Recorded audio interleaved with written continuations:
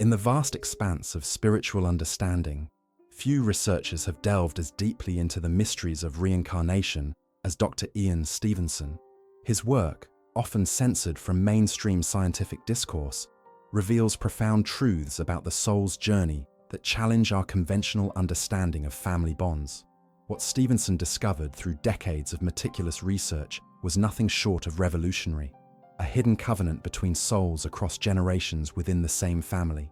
This invisible pact, as he termed it, represents a sacred agreement where souls choose to return to the same family lineage, not by chance, but by conscious spiritual design.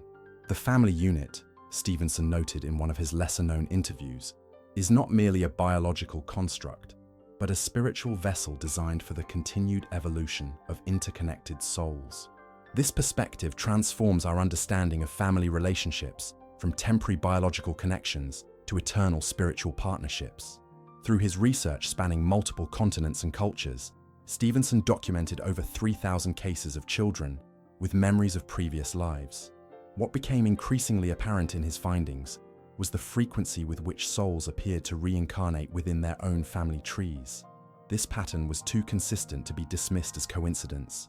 Stevenson observed that souls often return to the same family constellation to resolve unfinished emotional business, what Eastern traditions might call karmic debt.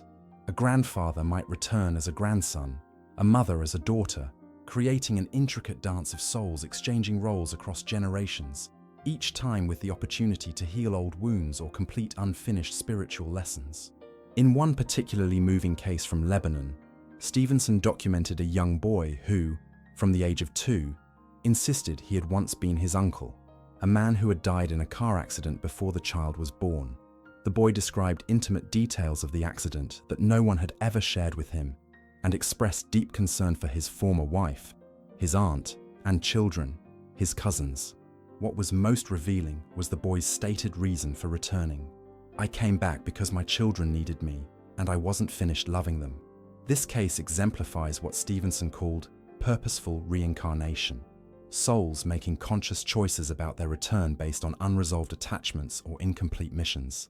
The understanding that emerges from Stevenson's work is that death is not an ending, but merely a transition, and family bonds can serve as powerful magnets drawing souls back to continue their work together.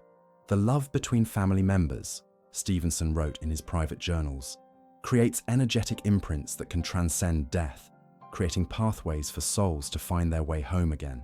This perspective offers profound comfort to those grieving loved ones, suggesting that separation is temporary and reunion possible, even if in a different form. Stevenson's research suggests that these soul agreements often serve specific purposes. Some souls return to heal ancestral trauma that has been carried through generations. Others come back to complete unfinished creative or intellectual work, alongside souls they've collaborated with before. Still others return to experience the other side of difficult relationships, the abused becoming the protector, the abandoner experiencing abandonment, creating opportunities for deep karmic healing. What makes Stevenson's work particularly compelling is his scientific approach to these spiritual matters. As a psychiatrist and professor at the University of Virginia, he brought rigorous methodology to a field often relegated to the realm of superstition. His careful documentation of birthmarks corresponding to fatal wounds in previous lives, his verification of memories that children could not have acquired through normal means, and his cross-cultural studies all point to the same conclusion. The soul's journey continues within the family across generations. This understanding invites us to view our family relationships through a much broader lens. The difficult parent might be the child you once abandoned, returning to teach you compassion. The grandchild with inexplicable talents might be carrying forward your unfinished life's work. The family member who triggers your deepest wounds might be your greatest opportunity for spiritual growth and healing. Among the most compelling evidence in Dr. Ian Stevenson's research are the numerous cases of children who demonstrate unmistakable recognition of deceased family members, particularly grandparents they never met in their current lifetime. These cases go beyond mere coincidence, offering profound insights into the continuity of consciousness across generations. Stevenson meticulously documented hundreds of such cases throughout his career, applying rigorous scientific standards to what many would dismiss as childish imagination. What emerges from his findings is a pattern too consistent and detailed to ignore. Young children, typically between the ages of 2 and 5, spontaneously identifying photographs of deceased relatives, recalling intimate family details, and demonstrating knowledge that by conventional understanding they could not possibly possess. In one remarkable case from India, Stevenson interviewed a 3-year-old girl who, upon seeing an old family photograph, pointed to her grandfather and declared, "That was me." What followed astounded her family.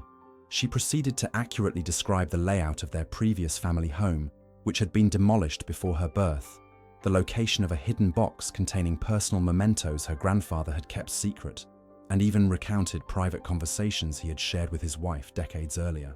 The verification process is what distinguishes these cases from mere fantasy, Stevenson explained in a rare televised interview. When a child describes a hidden object, and we find it exactly where they indicated, when they recount conversations that occurred before their birth, when they display knowledge of family secrets, we must consider explanations beyond coincidence or suggestion. What makes these recognitions particularly significant is their spontaneous nature. These children don't gradually learn about their grandparents through family stories. Instead, they demonstrate immediate, emotional recognition upon first exposure to photographs or possessions, often accompanied by detailed memories that leave family members stunned. In Sweden, Stevenson documented the case of a 4-year-old boy who, upon visiting his grandmother's house for the first time, walked directly to a drawer, removed a distinctive pocket watch, and stated, "This was mine." The grandmother confirmed it had belonged to her husband, who had died 2 years before the child's birth. The boy proceeded to demonstrate how to open a hidden compartment in the watch that even the grandmother hadn't known existed. These recognitions often extend beyond material objects to emotional connections. Children frequently display inexplicable affection or aversion to certain family members based on relationships from their purported previous incarnation. A child might show unusual deference to someone who was their child in a previous life, or discomfort around someone with whom they had unresolved conflict. Stevenson noted that these recognitions typically follow a timeline, emerging spontaneously around age 2 or 3 and gradually fading by age 7 or 8 as the current personality solidifies. This pattern is consistent across cultures, suggesting a universal aspect of human development that transcends cultural conditioning.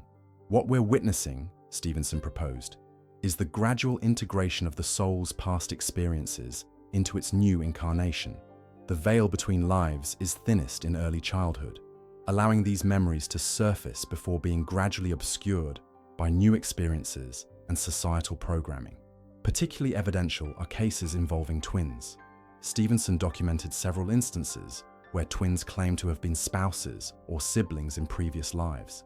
In one case from Myanmar, twin boys exhibited intimate knowledge of the lives of their deceased grandparents, including accurately describing the circumstances of their deaths, despite these details being deliberately withheld from them. Skeptics often suggest that children might absorb this information through normal channels, overhearing adult conversations, or being unconsciously coached. Stevenson's methodology specifically addressed these concerns by verifying that the information was unknown to the child through conventional means and confirming details with multiple family members to eliminate the possibility of fabrication. What emerges from these cases is a profound challenge to our understanding of consciousness and memory. If memories are purely physical phenomena stored in the brain, how do we explain a child's knowledge of events that occurred before their birth? Stevenson's work suggests that memory may transcend the physical brain, with certain experiences and attachments carried forward from one life to the next. For families experiencing these recognitions, the effect can be transformative. Many report a profound shift in their understanding of life and death, finding comfort in the continuity these memories suggest. As one mother told Stevenson after her son displayed detailed memories of being her father, "I no longer fear death. I understand now that we don't lose each other, we just change forms and continue our journey together." These cases of children recognizing their grandparents serve as powerful evidence for Stevenson's broader thesis, that family bonds transcend death with souls often choosing to return to the same family constellation to continue their collective spiritual evolution. The recognition is not merely of physical appearance, but of the essential soul presence, suggesting that what we recognize in each other goes far deeper than our temporary physical forms. The karmic dynamics that Dr. Ian Stevenson uncovered through his research reveal a profound spiritual mechanism at work within family systems, what he came to understand as cycles of healing and repetition that unfold across multiple lifetimes. These cycles represent one of the most significant, yet least discussed aspects of his research, offering a framework for understanding how souls evolve through their family relationships. What we witness in these cases, Stevenson noted in his private research journals, is not random reincarnation, but a deliberate spiritual choreography designed for soul growth. This choreography often involves souls alternating roles within the same family system, parents becoming children, children becoming parents, creating opportunities for perspective taking and healing that would be impossible within a single lifetime. Stevenson documented numerous cases where this role reversal served clear purposes of karmic balancing. In one particularly illuminating case from Turkey, he interviewed a young girl who, from an early age, displayed unusual compassion toward her mother, often comforting her during difficult times with wisdom beyond her years. Through careful investigation, Stevenson uncovered evidence suggesting the child had been the mother's mother in a previous life, a woman who had been emotionally distant and critical. In her current incarnation, the soul seemed to be healing this relationship by embodying the nurturing presence she had failed to provide before.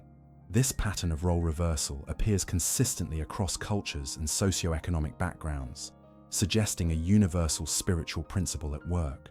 Stevenson observed that souls often seem to experience both sides of challenging relationship dynamics, the neglectful becoming the neglected, the abandoned becoming the abandoner, creating a complete circuit of understanding that fosters compassion and spiritual growth. The family unit, Stevenson proposed, functions as a spiritual laboratory where souls can work through their most challenging lessons in the context of love and shared destiny. This understanding transforms our perception of difficult family relationships, from random suffering to purposeful spiritual curriculum. What emerged from Stevenson's research was evidence of specific karmic patterns that tend to repeat until resolved. Souls bound by unresolved conflict might incarnate together repeatedly, each time with slightly different circumstances, until they achieve reconciliation. Families with histories of violence often show evidence of souls returning to transform these patterns through forgiveness and healing. In Sri Lanka, Stevenson documented a remarkable case involving 3 generations of the same family. A young boy displayed memories of being his grandfather, including detailed knowledge of a bitter conflict with his own brother, the boy's great-uncle, that had never been resolved before the grandfather's death. The child spontaneously approached this elderly great-uncle, asking for forgiveness for specific events that had occurred decades before his birth. The reconciliation that followed healed a family rift that had persisted for over 40 years. Stevenson observed that these cycles of repetition often continue until the core lesson is learned or the wound is healed. A soul might return to the same family constellation multiple times, approaching the same challenge from different angles until resolution is achieved. This perspective offers profound hope for healing intergenerational trauma, suggesting that souls continue their work together until transformation occurs. What we perceive as family patterns or inherited traits, Stevenson wrote, may in many cases be souls picking up their work exactly where they left off. This continuity explains why certain talents, challenges, or relationship dynamics seem to echo through generations despite no obvious genetic or environmental explanation. Particularly fascinating are cases where souls seem to alternate between adversarial and supportive roles across lifetimes.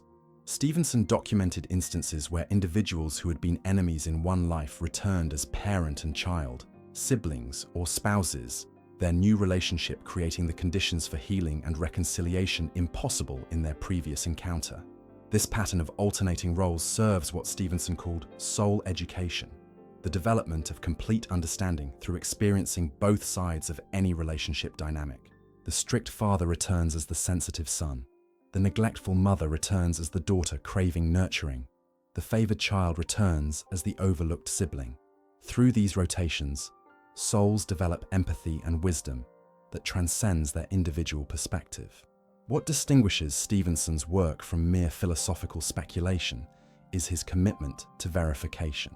He documented specific memories, behaviors, and birthmarks that corresponded to previous identities, creating an evidential basis for these spiritual patterns. Children would often explain their unusual behaviors by referencing their previous role in the family. When I was your father, I understood why this matters. Or, I was too strict with you when I was your mother, so now I must learn patience. For families experiencing these karmic cycles consciously, the effect can be transformative. Recognizing that current relationship challenges may be continuations of previous soul contracts creates space for deeper compassion and intentional healing. Parents who understand they may have been their child's child in a previous life approach parenting with greater humility and openness to what the soul before them has to teach. The ultimate purpose of these cycles, Stevenson concluded after decades of research, appears to be the development of unconditional love through complete understanding. By experiencing the full spectrum of family relationships across multiple lifetimes, souls gradually transcend judgment and develop the capacity to love without conditions or limitations. Perhaps the most compelling and scientifically verifiable evidence in Dr. Ian Stevenson's research comes in the form of birthmarks and birth defects that correspond precisely to wounds or injuries from purported previous lives within the same family lineage. These physical manifestations represent what Stevenson called the hard evidence of reincarnation, tangible, documented phenomena that challenge conventional medical understanding. Birthmarks and birth defects corresponding to wounds in a previous life constitute the strongest evidence we have for reincarnation, Stevenson stated in his groundbreaking work, Reincarnation and Biology. What makes this evidence particularly significant is its objective nature. These are not merely memories or behaviors that could be explained away as imagination or suggestion, but physical characteristics present from birth that correlate with documented injuries in deceased family members. Through his extensive research spanning decades, Stevenson documented over 200 cases where children born with distinctive birthmarks or structural abnormalities corresponded precisely to fatal wounds suffered by relatives who had died before their birth. The specificity of these correlations defies conventional explanation. Children born with circular birthmarks in exactly the locations where a grandfather was shot, linear marks matching surgical incisions performed on an aunt, missing or malformed digits corresponding to injuries sustained by a relative in an accident. In one particularly evidential case from Lebanon, Stevenson documented a child born with a distinctive linear birthmark across his chest, precisely matching the surgical scar from a heart operation that had led to his uncle's death 2 years before the child's birth. The child later demonstrated detailed memories of the hospital experience and surgical procedure, despite these details being deliberately withheld from him. Medical records confirmed the exact correlation between the birthmark and the surgical incision. What distinguishes Stevenson's research from anecdotal accounts is his rigorous methodology. He obtained medical records documenting the wounds of the deceased, photographed the corresponding birthmarks on the children, and had medical professionals independently verify these correlations. The statistical probability of such precise matches occurring by chance is virtually nil, particularly in cases involving unusual wound patterns or multiple corresponding marks. These cases suggest, Stevenson proposed, that physical trauma in one life can imprint on the energetic blueprint that shapes the next physical incarnation, especially when there is a strong emotional connection or unresolved experience associated with the wound. This concept aligns with ancient spiritual traditions that speak of the subtle body or energy field that carries impressions from one life to the next. Particularly significant are cases where birthmarks correspond to fatal wounds in relatives who died under traumatic circumstances. Stevenson observed that violent or sudden deaths seemed more likely to produce these physical correspondences in subsequent incarnations, suggesting that intense emotional states at the moment of death may strengthen the imprinting process. In India, Stevenson documented the case of a young girl born with a distinctive pattern of depigmentation around her neck, precisely matching the ligature marks left by the rope with which her grandmother had committed suicide. The child later displayed phobias related to ropes and confined spaces, despite having no conscious knowledge of her grandmother's death. Medical examination confirmed that the marks could not be explained by any known dermatological condition or genetic factor. Skeptics have proposed various alternative explanations, suggesting these correspondences might be coincidental or that knowledge of family deaths might influence how birthmarks are interpreted. Stevenson's methodology specifically addressed these concerns by verifying that the birthmarks were present from birth, documented before any claims of past life memories emerged, and corresponded to wounds that were often unknown to the child's immediate family. What emerges from this body of evidence is a profound challenge to our understanding of both consciousness and physical development. If physical trauma in one life can manifest as birthmarks in another, this suggests an interaction between consciousness and physical formation that transcends conventional medical understanding. It implies that information can be carried between lives in ways that affect physical development, challenging the paradigm that sees the body as merely the product of genetics and environmental factors. For families experiencing these physical correspondences, the implications can be both comforting and disturbing. Many report a sense of confirmation that their loved one has returned, finding solace in this tangible evidence of spiritual continuity. Others struggle to reconcile these physical manifestations with their religious or scientific worldviews, sometimes rejecting the evidence despite its objective nature. The silence imposed by science on these findings, Stevenson noted in his later years, reflects not the weakness of the evidence, but the strength of the paradigm it challenges. Despite publishing his findings in peer-reviewed medical journals and maintaining the highest standards of scientific documentation, Stevenson's work on birthmarks has been largely marginalized by mainstream medicine, relegated to the category of anomalous findings, rather than integrated into our understanding of human development. This rejection reflects what Stevenson called the taboo against knowing who we are, the deep resistance within scientific materialism to evidence suggesting that consciousness may exist independent of the brain, or that spiritual factors may influence physical development. The implications of these birthmark cases are simply too profound to be accommodated within the existing scientific paradigm, threatening fundamental assumptions about the nature of reality and human identity. Yet for those who engage seriously with this evidence, the birthmarks serve as profound testimony to the continuity of the soul's journey. They suggest that our physical bodies carry not only the genetic inheritance of our biological ancestors, but also the energetic imprints of our own previous experiences within the family lineage. The body becomes not merely a biological machine, but a living record of the soul's ongoing story. As Stevenson concluded after decades of documenting these cases, the evidence suggests that we are not merely physical beings having an occasional spiritual experience, but spiritual beings having a temporary physical experience.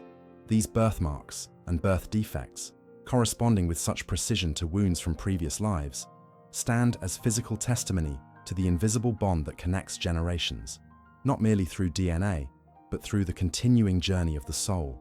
In this understanding, family inheritance extends far beyond genes and learned behaviors to include the spiritual imprints we carry from one life to the next, physical manifestations of our shared journey toward healing and completion across multiple lifetimes within the sacred container of family. If you've been moved by Dr. Stevenson's remarkable findings about reincarnation within families, please take a moment to subscribe to our channel. These censored truths deserve to be shared with the world. Leave a comment sharing your own experiences with family connections that transcend the physical. Has a child in your family ever recognized someone they couldn't have known? Have you noticed birthmarks that seem to tell a deeper story? Your story matters in this ongoing exploration of spiritual inheritance. Hit subscribe now and join our community of seekers uncovering the profound truths about who we really are and the eternal bonds that connect generations. The journey of understanding continues with each video, and I don't want you to miss what's coming next.